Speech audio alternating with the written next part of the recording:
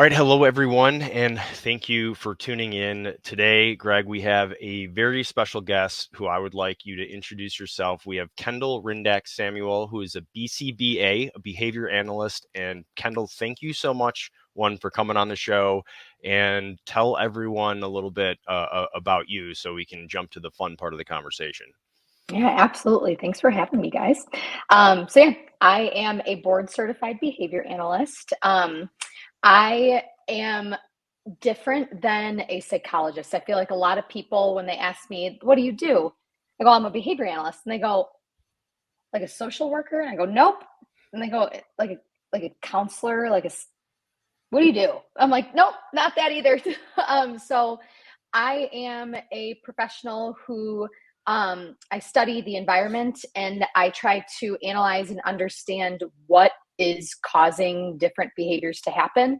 And then if it's significant enough, we put in strategies to change those.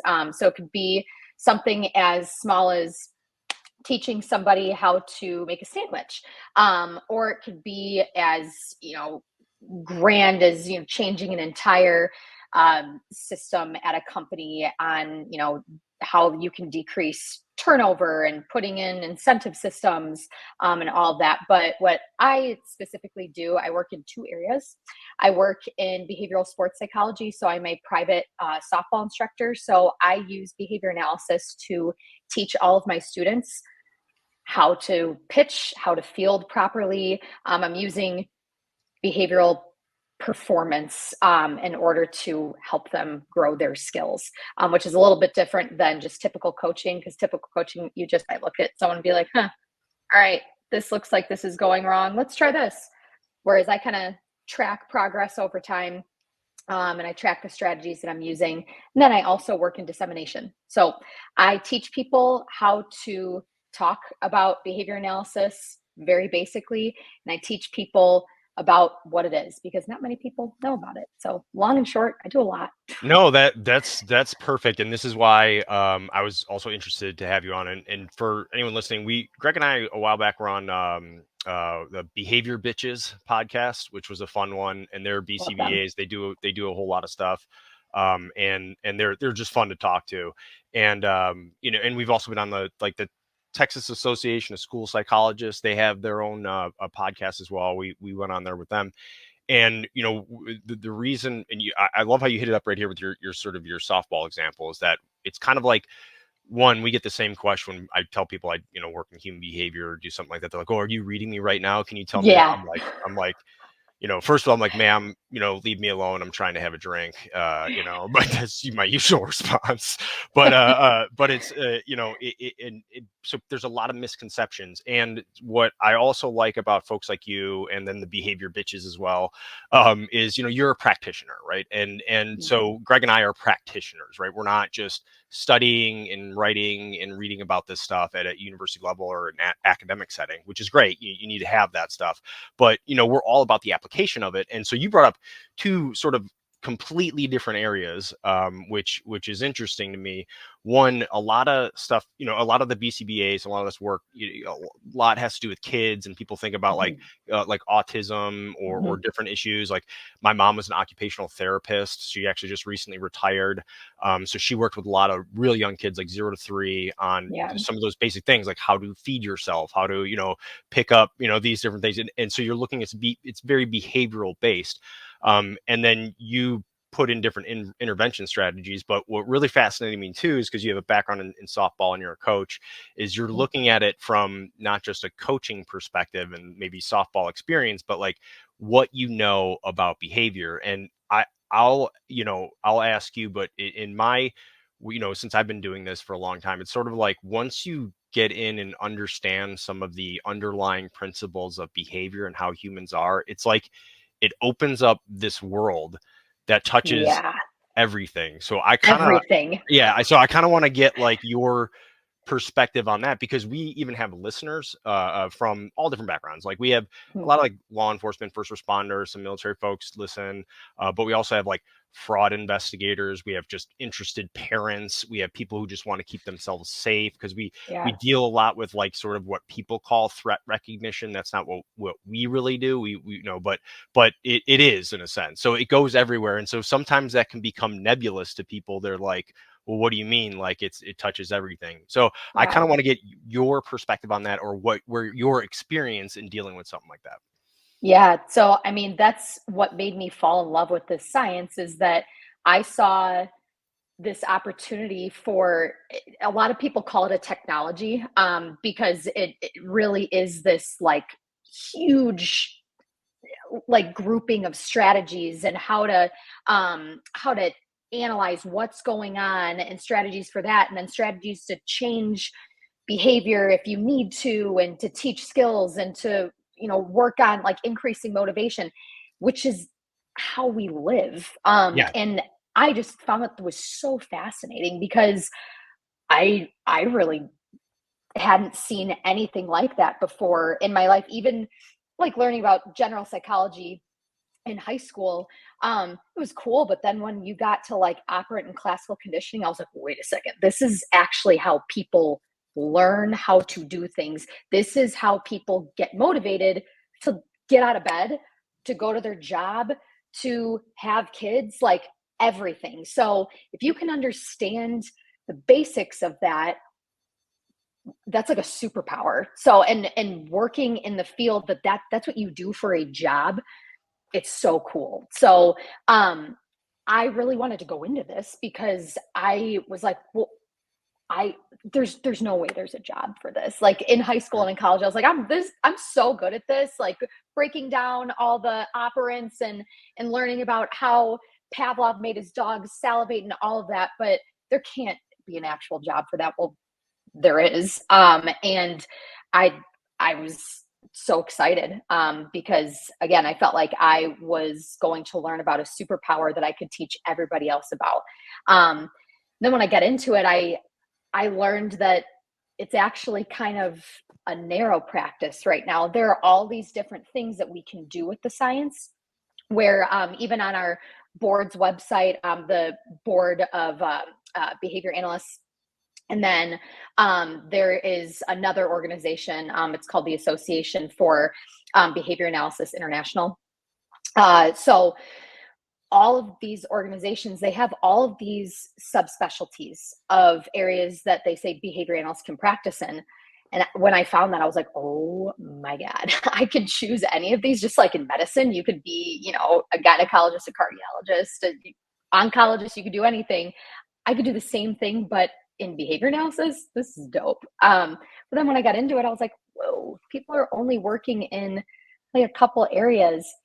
I want to change that. I want to grow that, because there's research, tons of research that's been out there that has said this science should be used by everybody. If people understand how to use this, you could change your life. You could change your family's life. You could change a gigantic group's life, an organization, a country, for the better. And that's why I do what I do, because I want to see a great impact in the world. And that's why I found you guys too. I want to see what people are doing, talking about behavior analysis, behavior science in general, and how else it's being practiced. Because really, these two areas that are being practiced in, one very, very heavily is in autism, and like that's where a lot of people think of behavior analysts working, is in like schools, Mm-hmm.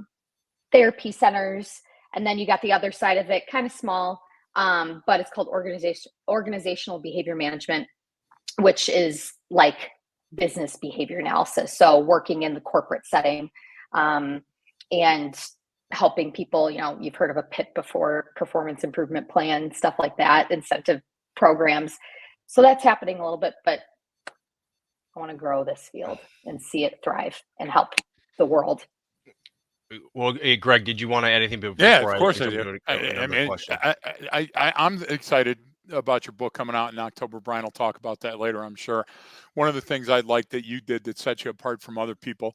Look, there's a lot of I get anxious because a lot of people write about stuff they don't know about, and they read in a book or they studied in school and then turn it into their life's work without doing any research after that initial tranche of information they found.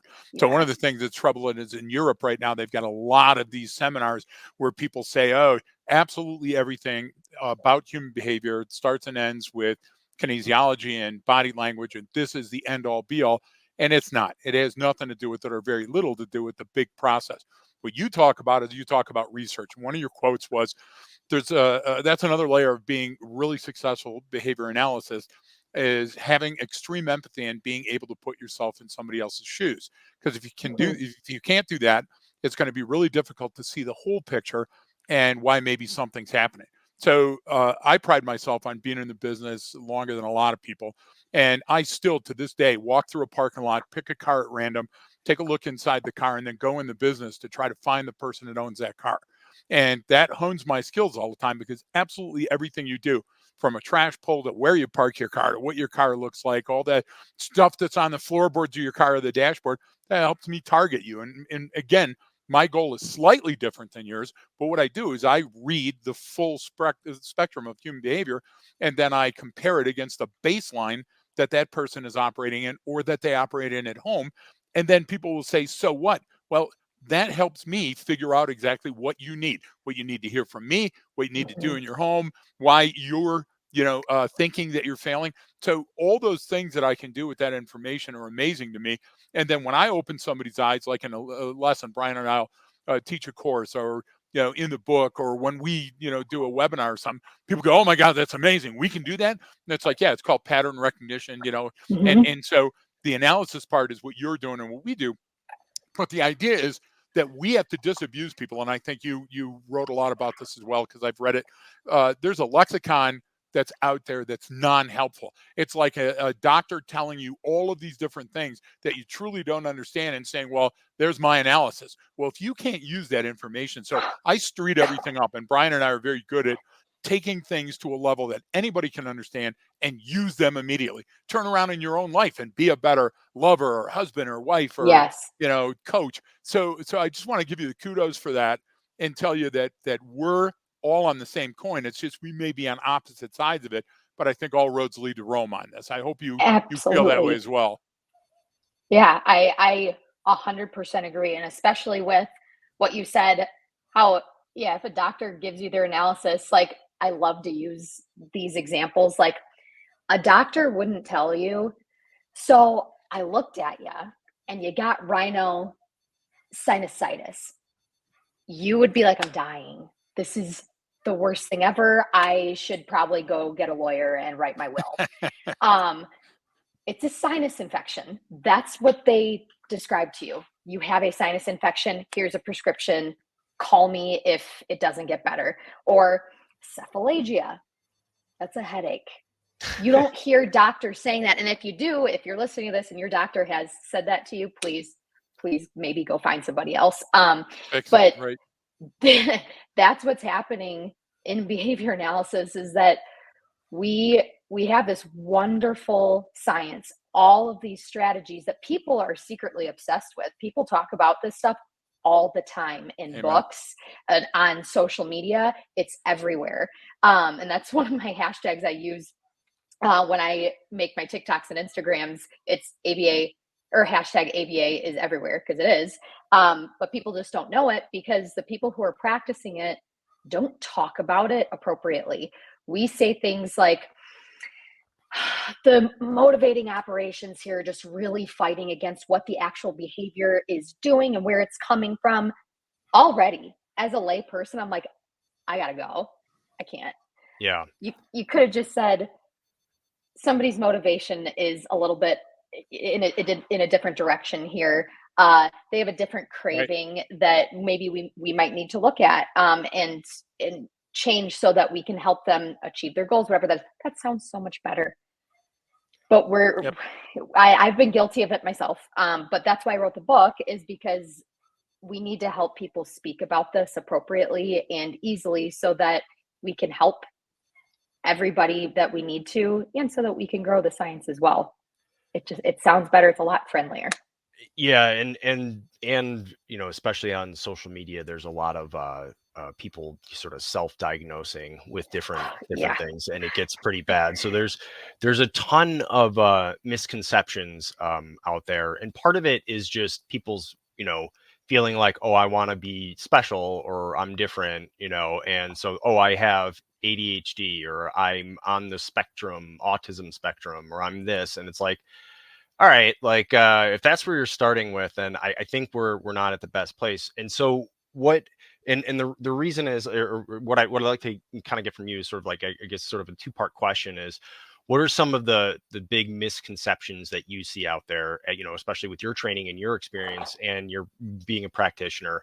And then Hmm. also like there's this thing where people talk about what's normal or typical, and you know, it's like, well, that's not typical or that's not normal. And it, you know, when you study behavior, at least for me, and I know Greg similar, is like the things that we find normal or typical are is a lot more than what most people do. Like it's like, look, people are odd sometimes, people are weird, they do weird things. Like it doesn't necessarily mean anything, right? We can't Right. attribute value to that. So I kind of want to get your perspective on that, and from your background, is whatever you see those big misconceptions, and what are the things that you see out there that are just kind of wrong, and then what is normal, what is typical?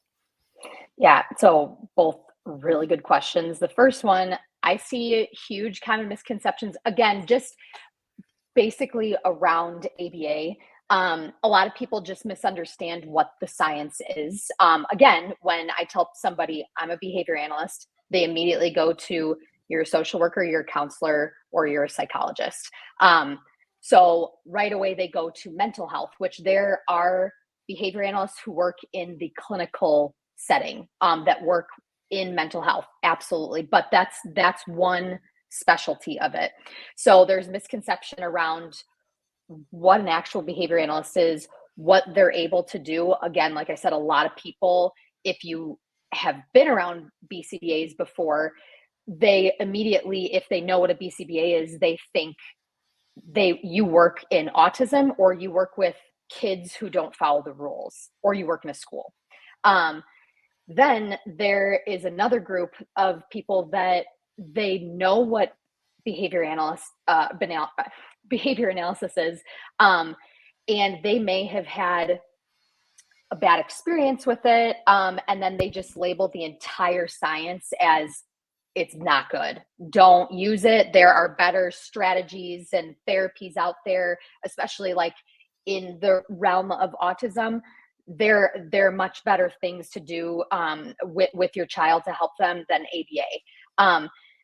I I do not doubt that people have had bad experiences with behavior analysts. People have bad experiences with their doctors. People have terrible experiences with their plumbers, their hairdressers. Like, not everybody is good at what they do. So there are going to be people that are kind of botched professionals, and that's super unfortunate. And it's unfortunate that that's in a really it's a very intimate setting that you're working in, especially when you work in therapy. You have to be really careful about what you do, and a lot of people make not great they make mistakes, and it leads to bad outcomes. So ABA has had this bad rap also, that it's not good. I've On TikTok, people have ripped me saying like, you're abusive, you abuse children, and all these things, and that is the furthest thing from what behavior analysts are doing working in autism, because I did work in autism for a while.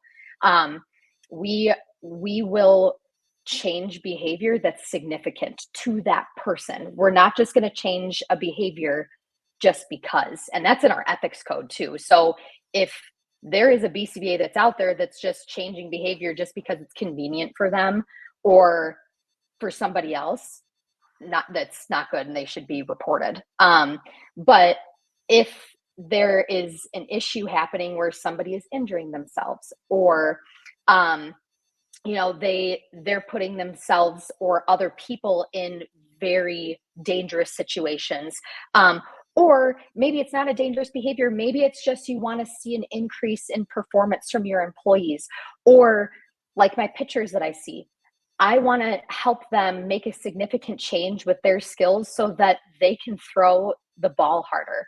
That's a significant behavior, and I am going to change that. So behavior analysts don't just change anything just because. It has to be significant to that person and make a very significant impact in their life or that group's life.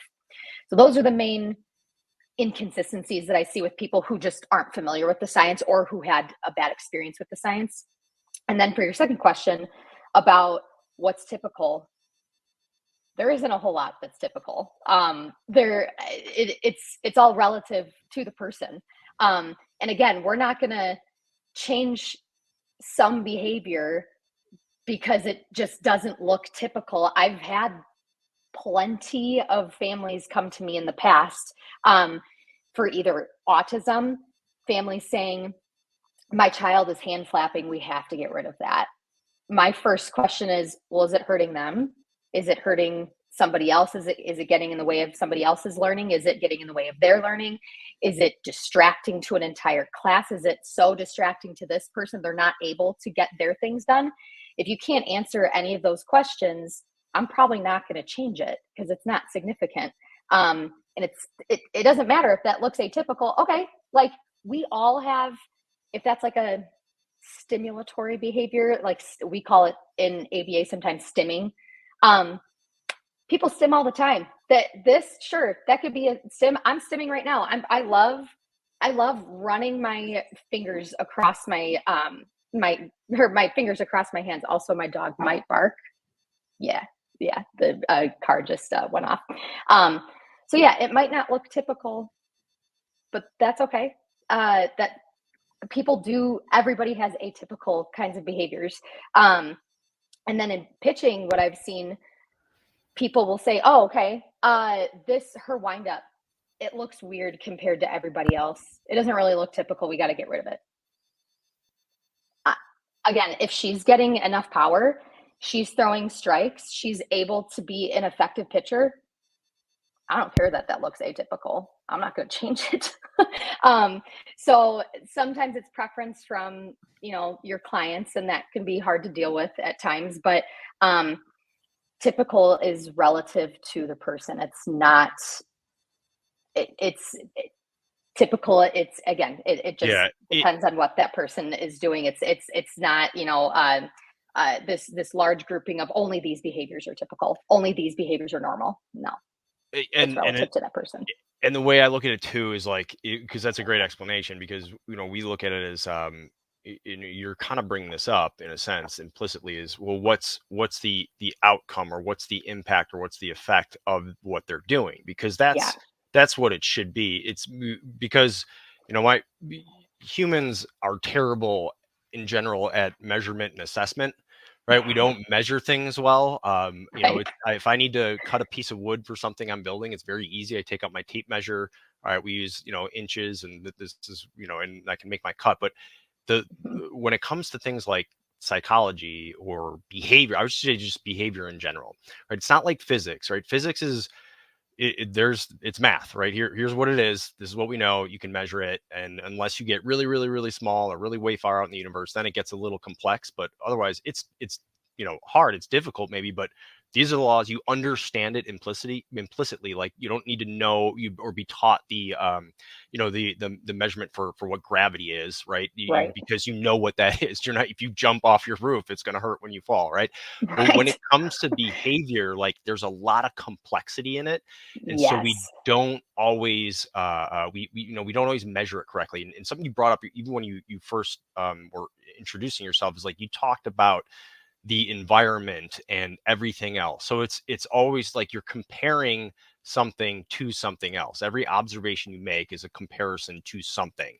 And I think what a lot of people don't know is like, okay, they can see something, but what am I comparing it to? Why am I measuring this? What am every observation I make is in a sense every perception is a measurement of something. Whether it's hot or cold in the room is subjective to you. Like what the temperature, what the thermostat says, that's an objective measurement because that's what it is. But the effect could be something completely different.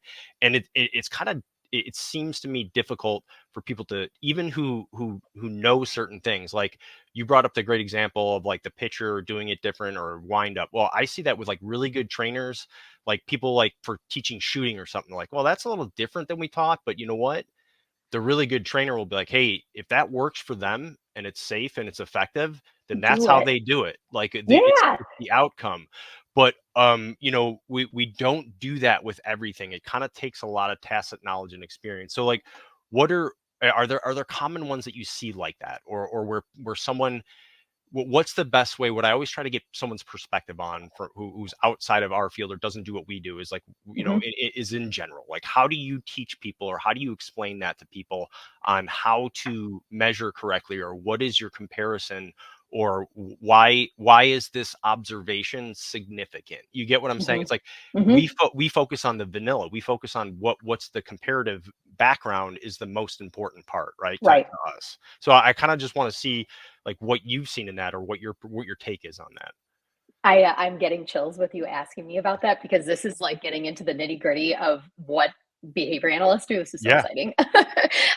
So again, this is what behavior analysts are so good at, is turning something that seems very subjective, like somebody running, or people not showing up to work on time, and turning it into an objective measurement. So to a typical person outside of working in the behavior analysis field, if they wanted to start measuring something, they'd probably be like, okay, if I'm looking at you know, these employees coming in late, I might just say, okay, they showed up, they showed up, you know, like a couple minutes past 8 a.m. They're supposed to be here at 8 a.m. Okay.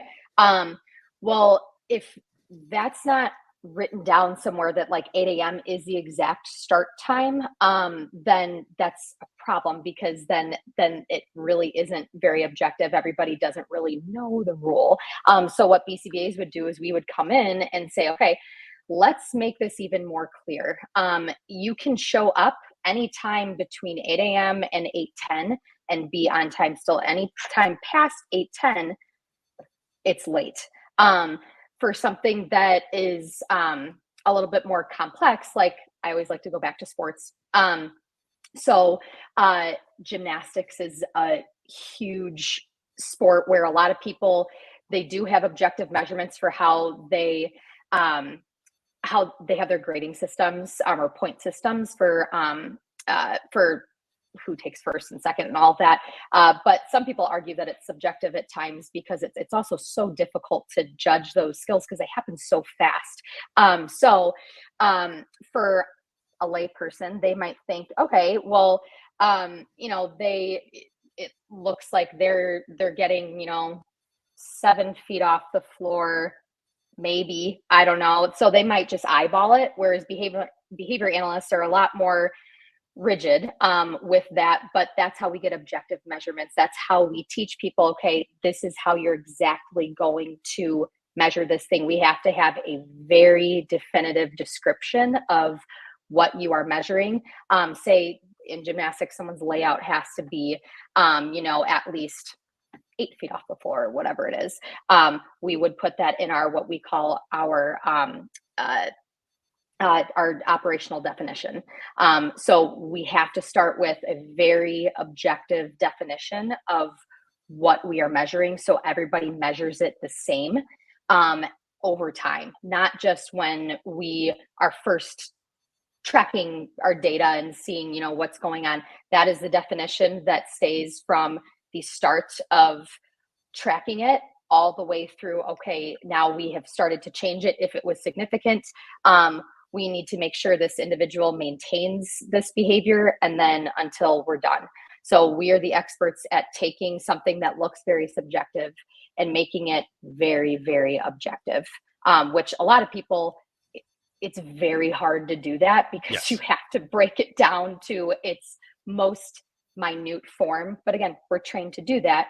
And that kind of separates us apart from some other professionals who might target behavior at times. Yeah, so talk about Yeah. talk about the travails of predictive analysis. So what happened for our listeners? Brian brought up a great question, and Kendall, you did a great job answering it. What both of them were talking about in our realm, what we deal with, is called an external perspective. What happens is most people are so interested in giving an internal perspective. This is what this means. This is what I see. Mm-hmm. And they're comparing it against themselves as a baseline. And that doesn't mean anything. The idea is like, for example, if I was going to do a cold read on Kendall, I look in the back, the Sam I Am, the certificate that's above it, the organization, how she's dressed, that she's wearing white, all risky behavior there, but she's very clean with her lines and organized, and the cork board that's next to her. All of those things are great. So I'm breaking that down. Well, the problem is now I'm a CNN analyst because I don't know if you bought that room. I don't know if your significant other built that room. I don't know if those things are valuable to you or you built it for a podcast background because you want to portray a behavior. So what we do is we have to look at 360 everything, the Hoberman. We have to move it around, and then we have to measure it against something. So we have to measure the behavior that we see against known behavior, and then we got to measure it against a baseline. And then from that information, we have to say, well, there's likelihood. This is likely what's going to happen if we don't impact that behavior. This is likely what's going to happen if we do a little bit of impactfulness, into that behavior. So we're in the same world. The difference is with BCBA, when you guys have board certified people that create a diagnosis, okay, the other people around are the ones that don't understand. It's generally not the person you're dealing with. Like if we're dealing with a supervisory level, they'll look at us and go, yeah, but I don't understand why you can't just point to the school shooter. It's like, wait a minute, that's not the way any of this works. This is, we're not in Oz here or Wingardium Leviosa. We don't have the Harry Potter's magic wand. With you, and I love the sports analogy as well, what you do is you have to look at a situation. You have to look at the person in that situation. You have to understand that sometimes when we go to the doctor, we lie to the doctor. You also have to say that sometimes we put on, egotistical behaviors, which we use to trump some other void in our life. And we have to go through all of that other stuff and go, it's getting better or it's getting worse. Or there's an attack likely or it's never going to happen. So I think that you're doing the same basic thing. And I think that sometimes the misunderstanding doesn't come necessarily from the client. Sometimes it comes from society because society doesn't understand that. And that goes back to your point, Brian. People are horrible at what they think is wrong with them. And if you're getting opinion-based testimony, if I ask you what are your symptoms and you give me an honest portrayal of the symptoms, I can do more with that than if I say, okay, what do you think is wrong with you? Because with me, I'm always on WebMD and I have a brain cloud. So I'm not sure what that means. But no, it's actually a UTI, Greg. You're going to get better. But you see what I'm trying to say. So when I look at how you're approaching it, I love it because it's very clinical and very basic, and people would be able to understand and get behind it. Whereas I see that this mysticism, we have to shine lights on those folks, and we have to say, that's not how any of this works, and get to the root cause. Do you find that once that epiphany occurs, once that people see what it is that you do you find that it's easier to get your desired end state? Absolutely, because then you have buy-in, and that's why it's so important to explain everything basically to whatever stakeholders you're working with, clients, people who might not be directly your clients, but who might work with that client or live with that client. So you're trying to get this picture of their life or the office setup or their practice environment to see how they're training. And then when you go to do your analysis, or when you're just explaining what you're going to do and how the progression of behavior analysis works, if you're not able to do that and speak to that person in their language, that connection is going to be broken right away, and no rapport is going to be built, and they're probably going to say, all right, I'm going to try to go find somebody else who's going to help me. But if you can do that, if you can speak to someone in their language, you're going to make them feel really comfortable. You're going to be able to make a really big impact in their life, and then they're going to feel a lot better about what is about to happen. And they're probably going to go talk to their friends and family about, you know what, I'm working with this person. I'm working with this behavior analyst who's helping me get up earlier in the morning. it's phenomenal. It's the same science that they use with kids who are having issues in school. It's the same science that they use to teach Olympic athletes how to run faster. It's insane. And it's getting me up earlier in the morning. It's great. So that's, again, the level of impact that communication can have on people. It's great. I totally agree with that. And Brian, just one quick comment here. Yeah. Look, you can go to any Rite Aid or I'm in a small town, so we don't have a pharmacy. Actually, I have to go to a witch doctor who comes out with a chicken foot and tells you what you got. Your doctor also is like the vet and takes care of the horses and the exactly, cows. and the barber. You give it okay, but you can go to any pharmacy and you can go in and say, "I have a headache." And a person will lead you to a counter that has aspirin and Advil and Tylenol and all of these other things. And what I see sometimes is people go to a doctor and they go, well, they've got me on this med. And, one of the side effects, or you'll watch a commercial with a side effect, and you grab the person. I'm a touchy-feely. I grab the person. I go, have you ever read all of the stuff that's in a normal bottle of over-the-counter aspirins and what it can do to you?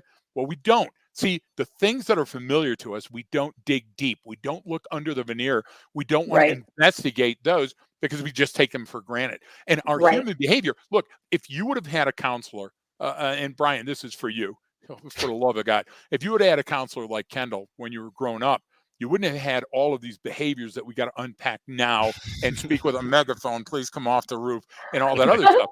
But we don't have that. We don't have those life coaches. Now we have coaches at different parts of our life, and we have parents and we have significant others. And you know what? If I'm going to conduct predictive analysis, the more of those people you have, the better unpacked you'll be and the better you'll do in life.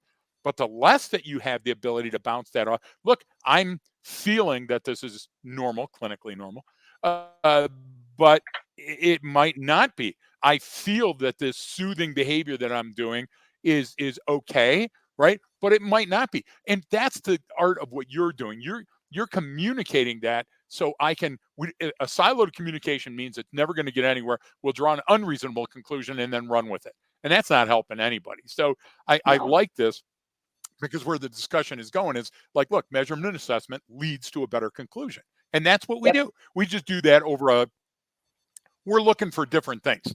You're looking for the pitch. I'm looking for a bomb in placer. You're looking for how can this person improve themselves. I'm saying on a highway full of cars, this is the one you want to interdict because that's the most dangerous vehicle that's coming up. So, but it's no different really, because what we're doing is we're comparing and measuring and saying, hey, that banana's too ripe. That one's not ripe enough. We're either having banana bread or we got to leave it out in the sun. I love that. So you simplify things, which means I'm a big fan, because most people are overblown and you can't even get through the diagnosis without having to have a PDF on your site or a dictionary to reference some of the material that they're doing. Yes. Can you kind of like explain or give sort of an example if you've got some, like, how do you, one of the things you talk about, and Greg was talking about it when we go with internal versus external baselines and how we read a situation or a person or behaviors, right? And one of the things that's hard to do, and I kind of, Greg and I kind of argue about this a little bit. Maybe it's just the way we talk about it, but is when you say like taking another person's perspective, like it's psychologically, that's very, very difficult to do. Like Kendall, I have no idea what, like, we've only been talking for half an hour. We had one like 15-minute phone call before this, and I Googled you, right? So I don't know your life experiences. I don't know what you see. I don't know how you think. And so it's difficult. Like, how am I supposed to take your perspective on this? How am I supposed to get in the head or in the mind of someone else? Like, I've got like a little, he's now like 13 months, boy. It's easier that because it's like, this kid's me. Like, I see like this kid literally is me, but biologically is, I helped create him, but like even his behaviors and even how he acts and points and stuff, like I can get it because I live with him. I see him every day and I do it. But when it comes outside of that, right, it can get difficult. And, so how do you do that? How do you shift perspective? How do you take someone else's perspective, or do you even have to? Because that's my thing, is what I tell people is like, look, it's really hard to psychologically take another person's perspective, but you don't have to. You don't have to know what they're thinking. So you have to have some comparison. So like, how do you describe that, or what do you tell people to do? Or when they ask you, hey, I'm sure you have people come up, hey, I've got my kid doing this, or I'm watching this. I'm sure you get all these wild questions that most of them are completely irrelevant and don't matter in the big picture. So like, how do I filter through that? If I'm just listening to this going like, yeah, maybe it's about my kids or my neighbor's kid or someone I saw, like, how do I use, what are your lenses that you use? So we use a few different measurement strategies in like that assessment portion of when we are looking at behavior, because we can't put changes in place before we learn about what's going on. So when we're in that assessment phase of behavior analysis, we will take objective data, which first, like we talked about, we have to have a really, really good definition of what we're supposed to be targeting.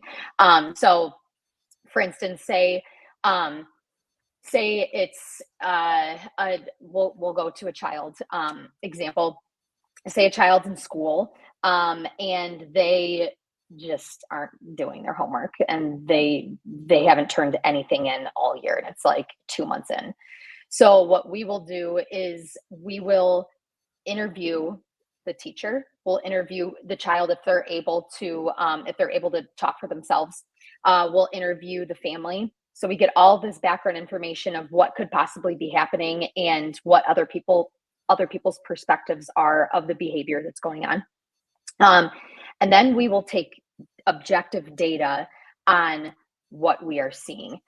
So for a behavior analyst that would be working in this area, they might go into the home, or they might go into the school and take data on what is happening right before that child is supposed to be engaging in doing their homework.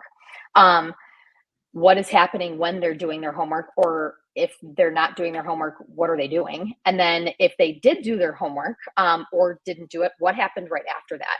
So then we try to find these patterns of what is going on in these situations. And then once we can put all these pieces together, and sometimes it happens pretty quickly because some behaviors are very, very consistent.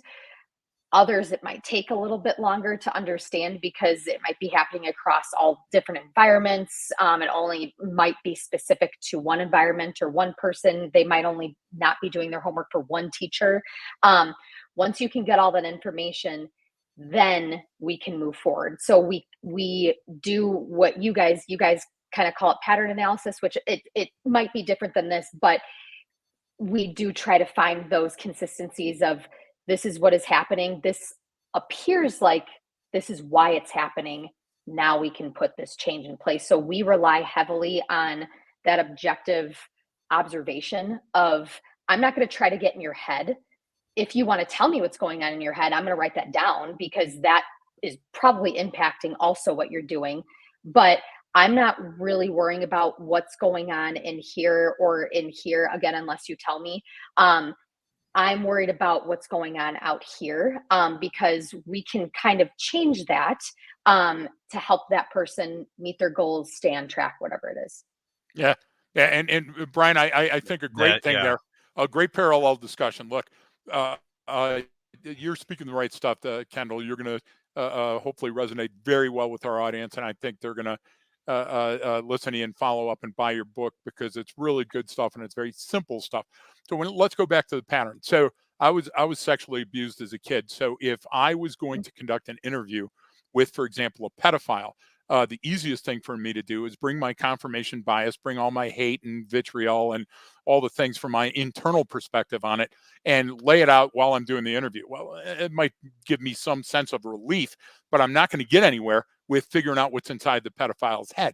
So the difference between Brian is classically trained and then has a lot of street exposure. I had all street exposure and no classical training. So when we talk about putting ourselves in the shoes of somebody else, I do it because what I have to do is force myself to do the external perspective, and then I go over and ask people. So the great thing is I'm like the stumbling detective, and I go over and I go, excuse me, what does this mean? What do you mean by this? Why are you wearing this ring on this hand rather than on this hand? And through that, I gain a lot of information. I'll give you a very, very brief one that speaks directly to this. So IEDs, improvised explosive devices, were very different in Iraq than they were in Afghanistan. but the same bomb makers taught those criminals. So then there was tendencies to follow a pattern. So we could actually figure out where a bomb came from, who that guy taught, what the pigtail splice was like. And that was very important to predict what was going to happen.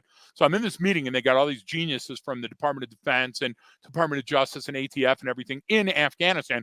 And they're all in this room, in this bomb protected room. And they were talking about this new thing where they were putting bombs in culverts on roads, these IEDs that would blow up and kill the people.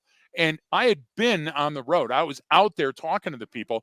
And the reason they do that is because they don't have to dig a hole, because people are lazy. So if I find a culvert under a road and just put a bomb in it, it's much simpler. So there's always an analysis, but there's also the answer that the person, why do you cut off the ends of the bread? Why do you do this? Why do you do? So I'm using culture as context and love the interview process.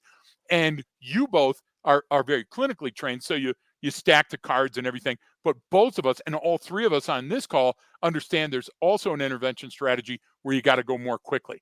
This is going to harm somebody, so we have to intervene. So if you take all of those, what you have is now you have this big body of work that says pattern analysis works because people repeat behaviors. We have this whole body of work that says physically, physiologically, chemically, scientifically, cognitively, that people repeat behaviors because of these reasons. And that's forced society and humans to say, okay, then give me a checklist. And checklists blow. They're absolutely horrible. You can't give one. So folks, if you're listening to my voice and you're hearing this call, listen to what they're saying. Measurement and assessment and comparison and baselines are how you come up with a analysis and a diagnosis, not saying, well, they're 3.1 on this scale and 2.7 on that one. I hope you agree with me on that one, because it sounds like we're all in violent agreement. Okay, perfect. Yes. That wasn't really a question. I was just happy. No, it's fine. Great. You know? Greg got some validation on the call, which is always for good. the first time in 62 years. Somebody is on the right sheet of music. I'm never going to give you validation. So, but no, that all goes back to kind of like, goes back to, what is this person doing specifically? And then what is the effect it has on them, on others, on the environment?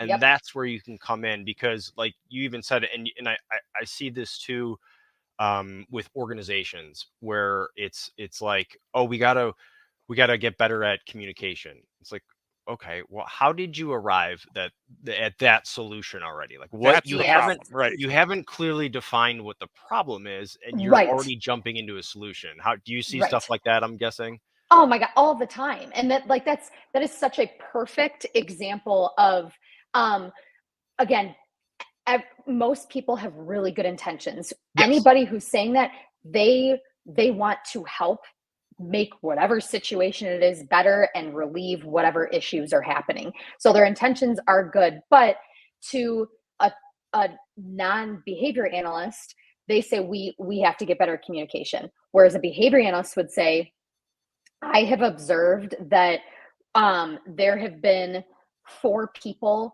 not on our meetings, and these 3 people haven't responded to any of the emails that we've been sending out.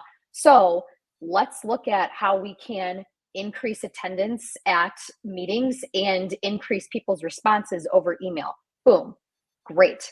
That's where behavior analysts come in, and we can really help, because we can make people's lives easier, so that it's not just this dark cloud, very, gray space. We have to increase communication. That's impossible. I don't. That's a really, really difficult task. But what you said, I loved what you said. How both of you guys have said something about, like, you have to find out someone's why you're doing this, why you cut the bread like this, why you have to get a hot dog every time you go to this baseball park. That's what we do. That's like one of the parts of things that behavior analysts do. We do that analysis. To a layperson, I would describe that as like a motivational analysis. What's motivating you to do this? So that's where we find the patterns. Right. We find out, in our jargon, we call them functions of behavior. So we see that there are 4 major functions, or 4 main whys of why people do things. It's either for attention, escape or avoidance, access to tangibles, things, and then automatic meaning it just feels good. But sometimes you don't have to actually go that route, because sometimes you're not trying to find out why are you doing this? Why aren't you doing this? Maybe you're just trying to increase somebody's skills, like in performance training for sports, for work, like you're onboarding somebody. That's just skill training.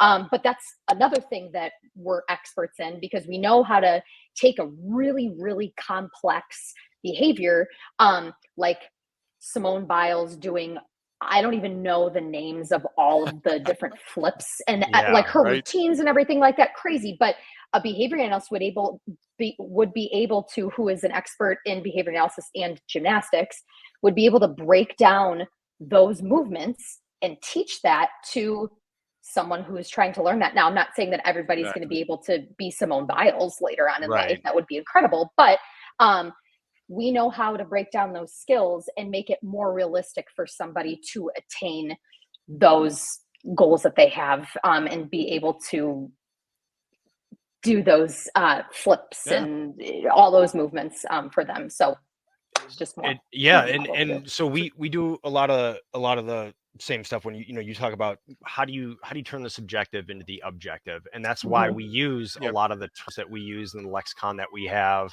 and because it does that. It's saying, well, this is a category, it fits into here, and now I have a way to sort of measure it, and it comes down to those different sort of operational definitions, right, that you talked about, and we have even our own that we use. And so did that play into, because I kind of want to, you've got the book coming out called Talk Behavior to Me, and it's the Routledge Dictionary of the top 150 behavior analytical terms and translations.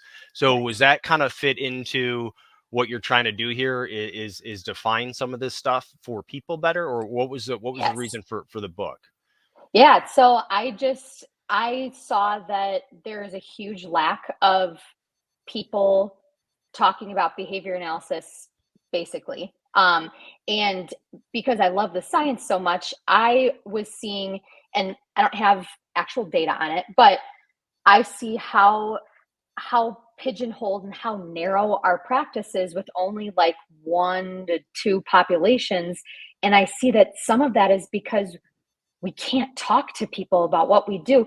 If you put a BCBA at a bar and have someone approach them and say, what do you do?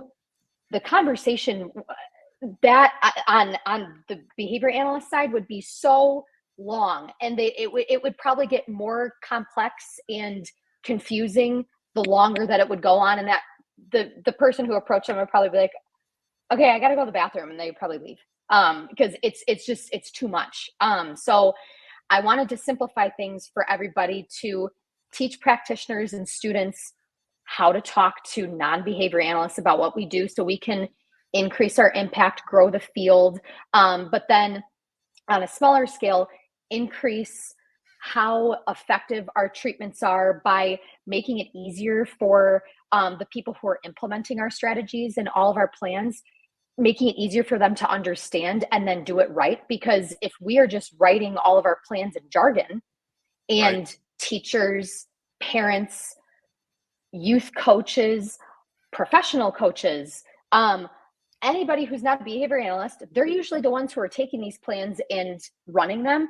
If they don't understand what we're writing, why are we even working? What are we doing? We're not going to help anybody if we can't talk to people in their language. So I saw that there was a huge lack of resources out there for our practitioners and our students to achieve this. And so I said, you know what, I'm doing this. I went to a great talk out in Boston in 2021, and the researcher, Dr. Kimberly Marshall, she's out of University of Oregon. She's an expert in dissemination of behavior analysis. And this is what she talked about at the end of her speech. She said, from this research, this should prove to everybody that, we need to increase resources, do more exercises with our students in school to teach them about this ethical code that we have, where it says we have to talk in an understandable manner to all of our clients and stakeholders. This is going to help support them. We can't just tell people you have to talk basically to people and make sure they understand it. because really isn't taught to anybody directly. So right after I left there, I said, I called my mom right away. I go, I think I'm going to write a book. That's great. And yeah. But it's not just for our practitioners to talk basically to people. Anybody who is interested in behavior analysis, or who wants to understand if you're getting services from a behavior analyst, whether your company is, or your child is, or maybe you're working with a behavioral sports performance coach like myself. And you have these plans that they give you, and it might have some jargon in there, or you just want to understand what they're doing with you better, even though they might be talking very basically to you and you understand everything. This is going to help you understand it on a way more basic level, and make you feel more comfortable about what you're getting into. Yeah, and those That's things great. are important, right? Having the different, operational terms, the different ways to describe something, because they can be different for you than they are for me, but we're Yep. talking about the same thing. So what it allows you to Yes. do is obviously use that, or use those, and use the terms, use a process to conceptualize it in whatever area of your life, or whatever reason, or whatever you're using it for. And so do you have any do you have any things that you tell people, like, on how to look, or looking for things, or stuff to look out for? And I don't mean like the checklist, like, hey, when you see these things, it means, that, because it's never a squared plus b squared equals c squared. That's not how behavior is, right? It's chaos. It's very complex. So meaning like Greg and I'll give folks like examples when they're talking about looking for, the seams and gaps of an area, looking for negative space. Where do criminals, terrorists, insurgents, where do they get in from? How do they do this? And so, like, we play like observational games where we go, I want you, when you're out driving around, walking around, look for any feral cats in your neighborhood. And because cats, they don't just go strutting down the middle of the street, right? Where do they hide? Right. They hide underneath cars. They go in between buildings, right? They're careful on their movement. Well, guess who else acts that way, right? A lot of criminals act that way too. So it's like, the idea is, if I just tell you, go look for the guy, trying to break into a place, you're never going to see that. But if you go out today and start looking for feral cats, you're going to realize, like, damn, there's a lot of cats in my neighborhood. You know what I mean? Like, just wandering around. So the idea is you get a reward. You actually get some practice in it, and you get a little bit of validation, and you get better at it. But I was just curious, is like, do you have anything that you do, or that you tell people as like a general practice of things to do? Yes. So I'm so happy I put this in my book, because when I was writing it, I was like, oh, I could just make this like a translational dictionary, and we'll end it there. But at the end of my book, I was like, I want to give people some general tips that they can use, because I know they're going to be non-behavior analysts who are reading this. So let's help people learn how to use the science very easily. So I have a couple of them that I'll read off. There are, I think I have about maybe 12 that are at the end of the book. But the first one is, you have to be the best listener and observer in the room. Because a lot of the times what happens is behavior analysts, especially new behavior analysts, will go in and they'll have, all their data collection system stuff. They got their clipboard and their iPad and all these things. And then you have behavior technicians coming up and talking to you. You got people messaging you. You're trying to multitask when you're trying to assess a behavior, because you're constantly assessing. It's like we're street researchers. We are constantly researching, taking data, putting in strategies, changing all these things. But if you can't be in the moment and put your pen or your iPad down, you're going to miss a lot of really important things. Because behavior, when we look at it, the things that we look at are what happens directly before behavior occurs, like within the first 5 seconds before a behavior occurs, and then what happens within 5 seconds of that behavior ending. So you have to, A, know what you're looking at, B, have your eyes wide open and completely focused on this one thing, because you have to catch these things so quickly. And there are other analyses that we do that you're just constantly writing or typing down what is happening. And if you can't observe, you're not going to have a great assessment, which is going to lead to a faulty treatment, which is going to lead to the person not meeting their goals or progressing. So you have to be able to observe and listen very, very well. So going along with that, observe before you make moves. One of the other biggest issues that happens in behavior analysis is people right away, even though we're taught to assess before we put changes in place. I'm guilty of this all the time. I'm just an anxious person in general. So when, a new pitcher comes to me, or a parent comes to me and says, oh, they threw so many balls, they walked 10 people this weekend, my brain immediately is like, oh my God, I'm not helping them. This isn't good. Or if it's a new student, I'm like, I hope I can help them. I'm thinking that we need to do more snapping drills. We need to do more leg drive. Before you go there, you have to know what's happening. So you have to observe and get all the information before you can even worry about how you're going to change it, because you can't change something that you don't know anything about. So you have to learn about it first. And that, when you're just plainly observing, you can't do that and try to think about all these changes and your worries and anxieties about, I don't know if I can do this. You can't really do those at the same time when you're completely in the moment. And in behavior analysis, we call that an incompatible behavior, when you can't do two things at the same time. And then the last thing, which I feel like is the most important out of anything we do in behavior analysis, is you have to be consistent with whatever strategies you're using.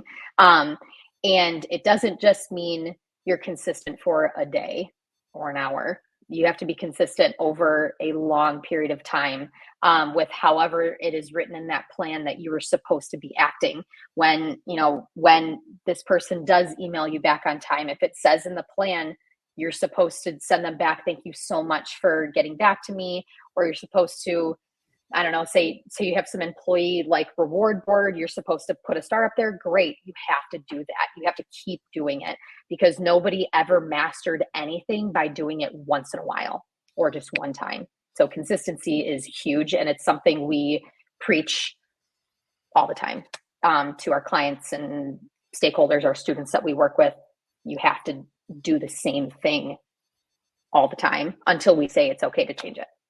Yeah. So I'll be a quick translator for Kendall to our normal audience for first responders.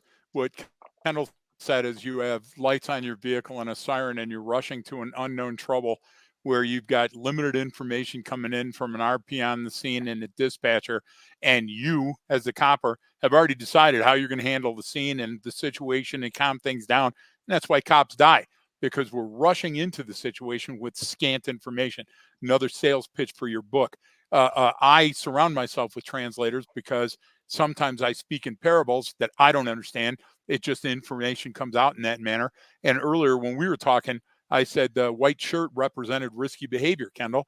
And what I meant by that is I have to wear dark shirts. Why? Because I'm a mess maker. When I'm eating, when I'm drinking, I'm always wearing it, and I'm up in front of people all the time. Yep. So your risky behavior is that you know that you can hold it together. So I have to have people around that says, what Greg is trying to tell you is this. So the reason I'm excited about your book coming out, and I was so thankful to be able to talk to you, is common sense, street level interventions for me work the best. And when people understand that they're contributing, like listening to somebody, and they're sitting there going, don't you want to write any of this down? Not yet. I'm enthralled. Go on. I love that. Keep going. And this is how we're going to learn about other people. This is how we're going to fix things. Self-help books. Listen, if you knew how to help yourself, you wouldn't be buying the book. So my thing is that I like this approach. I'm very enthralled by it. And I just think that when you said, don't sell yourself short on the translational aspect of the book, because even the layperson is going to get something out of it. They're going to read it and they're going to be able to compare it to their own life and go, wow, that's me. And that's helpful too. Seeing that, you got to show up every day engaged. And the only way to be engaged is to understand what your role is. So this book is going to speak volumes to you understanding what that person means, why that person shunned you, why you're turning people off. All of those are part of the subtext of what you're talking about. And I love it. And that's all I got to say, Brian. And what happens with, this is why I love talking to someone sort of from a different realm that's in a similar, doing something similar, but in a kind of a different domain maybe.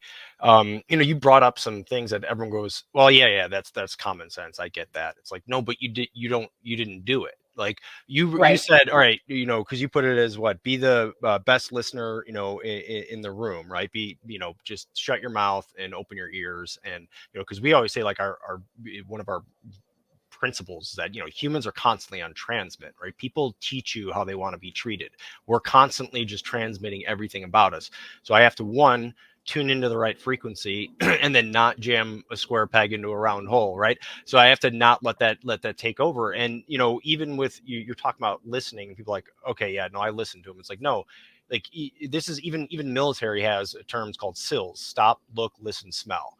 And like, so I get inserted with my team via helicopter in the middle of the night somewhere. We jump off. Sometimes, depending on the mission, you literally sit there for an hour and you just stop, you look, you listen, you smell, you hear, see what's going on in the area, see if your presence just attracted anywhere. I mean, for an hour, you just don't say a damn thing and you just sit there and then you decide to start moving towards wherever you're going. I mean, that's the idea, because you're just getting that baseline, you're getting that sample, you're acclimating yourself to the situation.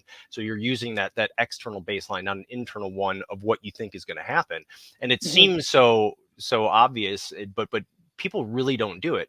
And then what happens is like Greg did, the thing earlier in the call when he's like, okay, this is what you're showing me, kind of like you're highly organized. You've got all your stuff neat in your room. You've got a cool little neon sign in the background with, everything. Yeah. You've got all this stuff and it's well put together. It's clean. It's this, but here's the thing. I don't even know if that's your room. I don't even know if it's this, like, that the perfect example of that is, especially this happened, especially during COVID, for a lot of like, and it happened mostly in DC, all the talking heads on different news shows, because they're mostly doing stuff remotely.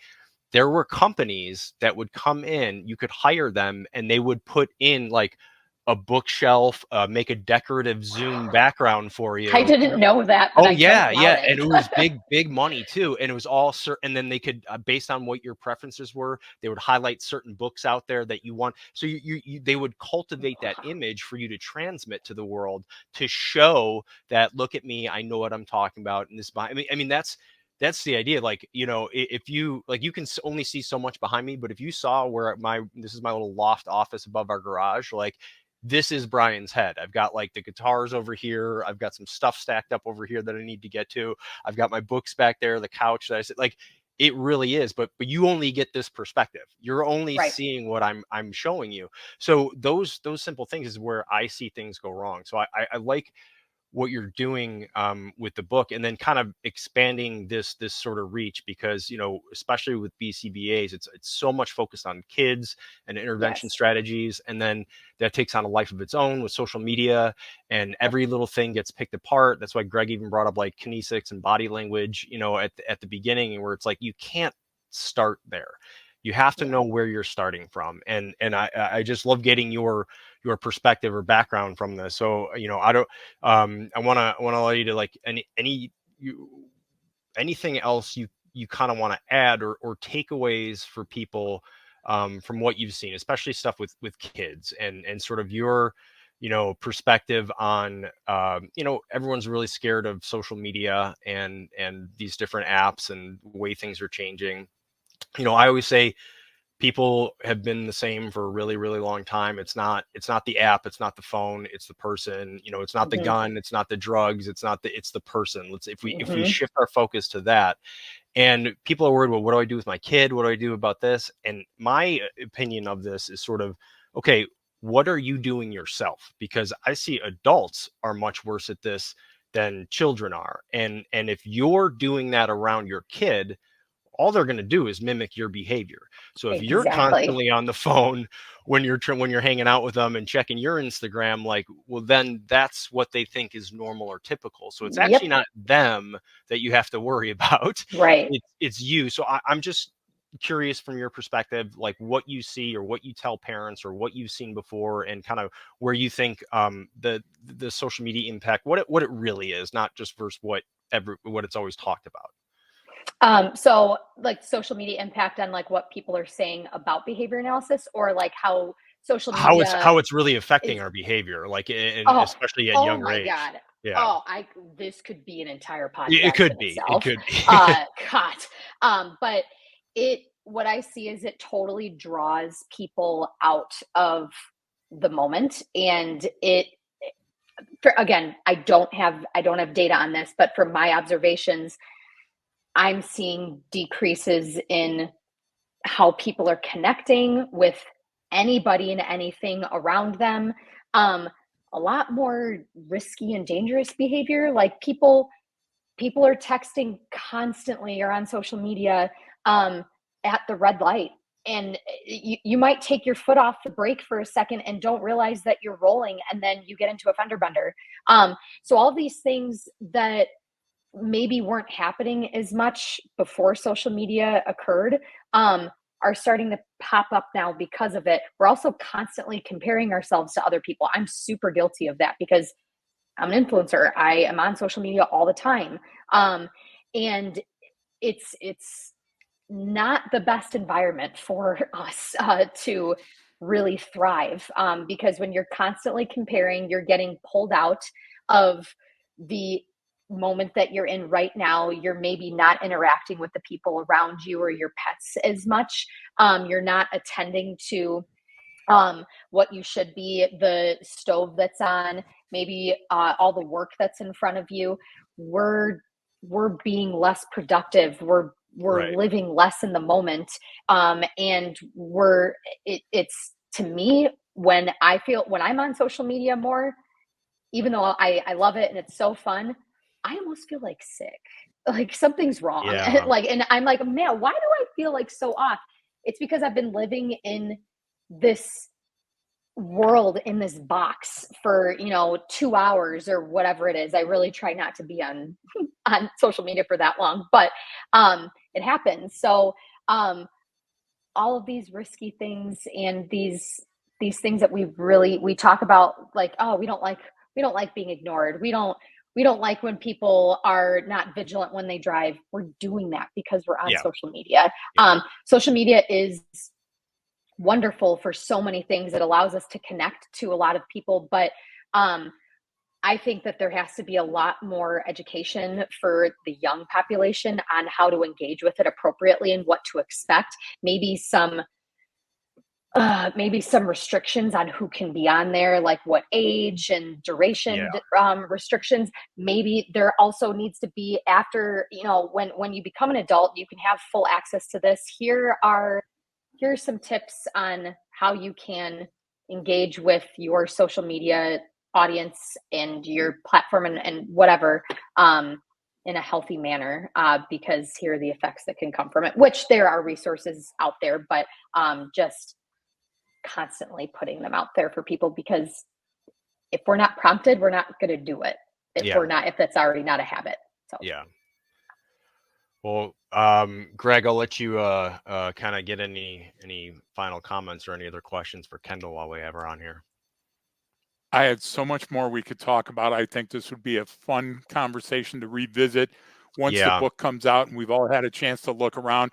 I think we should have you back on the show.